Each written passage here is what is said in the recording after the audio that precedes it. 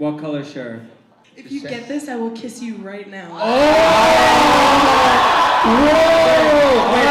Whoa! So Nathan, what is the color that Julie Emily is wearing? I'm gonna go with, since we're very good at singing, I feel like you like to leave an impression and be out there, so I think it's a brighter color. Oh, what is it? Is it red?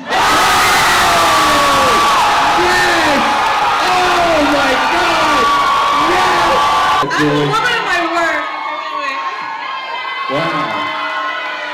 Whoa!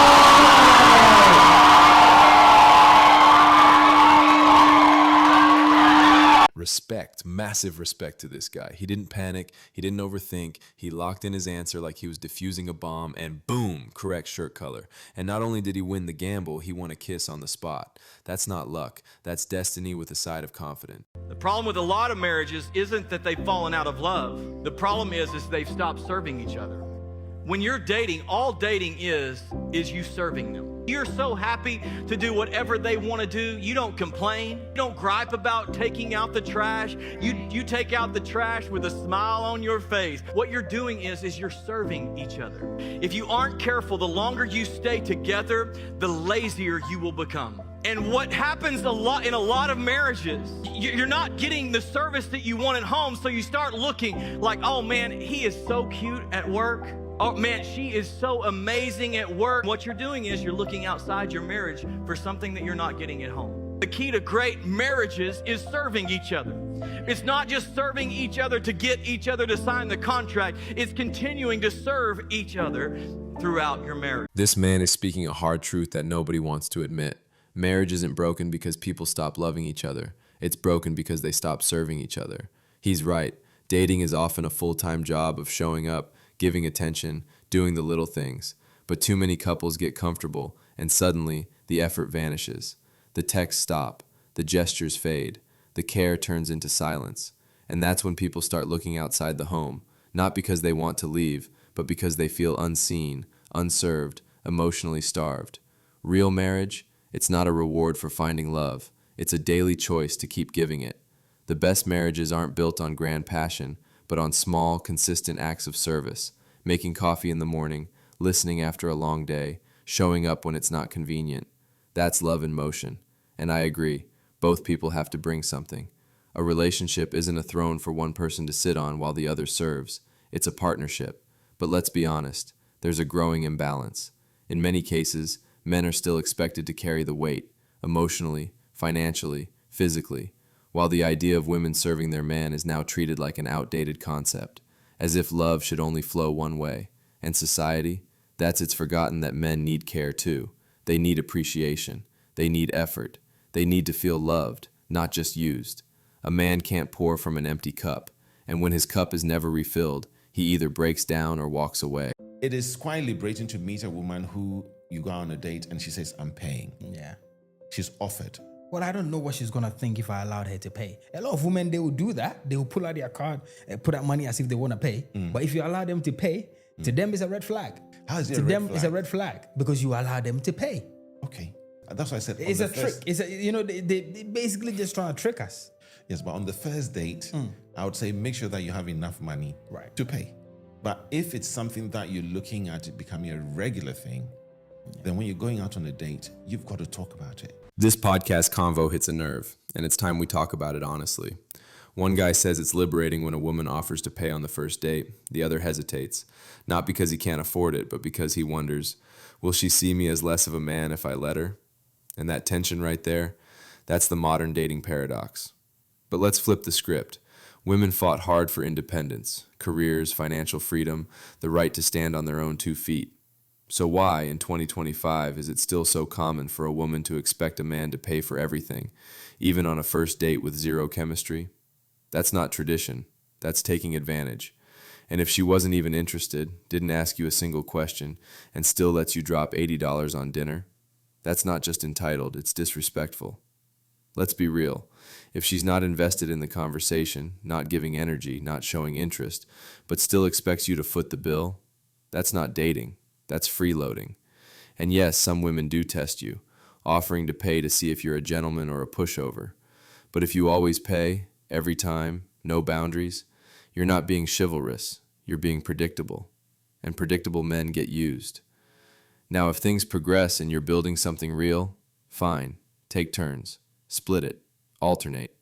But from day one, don't treat every date like a job interview where your only qualification is your credit card. And men, hear this, your wallet is not your worth. Be kind, be respectful, but don't be a walking ATM for women who see you as nothing more than a free meal. If she's serious, she'll want to contribute. If she doesn't, she's not looking for a partner. She's looking for a provider. And that's a role, not a relationship. So yeah, talk about it early. Set the tone. Because love shouldn't bankrupt you, literally or emotionally. A happy wife gives you a happy life, that's for sure, 100%. So you make sure that your wife, your partner is happy. And by happiness means you have to understand her. When she goes in a mental breakdown or emotional breakdown, you have to be there, not just sit down like, oh, here we go again. No, to show her that, yes, to listen to her, what are her problems. For us men, maybe these problems are probably silly. Yeah. Okay, because we don't understand it as men. Like when you tell me your silly problems, I'll be like, Lumi, come on, shut up and be a man. Yeah, of course. You know, you shouldn't be treating your wife or your partner like this. You have to understand her. You have to listen to her. This man hits on a timeless truth. A happy wife often means a peaceful life. Not because she rules the house, but because emotional harmony in a relationship starts with understanding. And yes, you should listen to her problems, not to fix them immediately, but to validate them. That alone can diffuse half the tension. I agree, but let's go deeper. Women often don't communicate like men.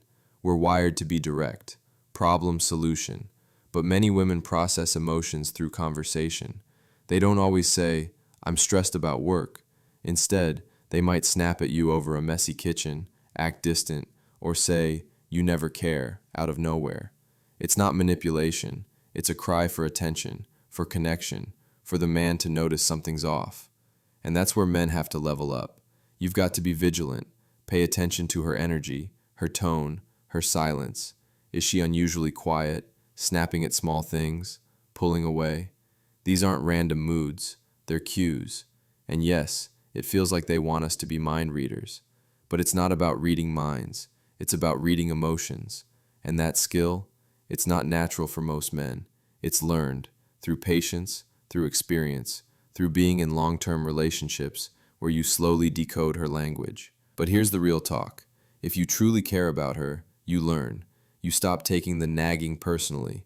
You realize that when she's upset about her coworker for 3 hours, it's not about the coworker. It's about feeling unsupported, overwhelmed, unseen. And your job isn't to fix it. It's to be there, to listen, to say, that sounds really hard.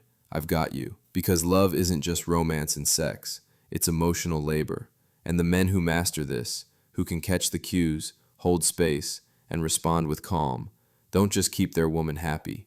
They build something rare, a deep, lasting bond where she feels truly known. And that's the foundation of a real life together. How long have you been together?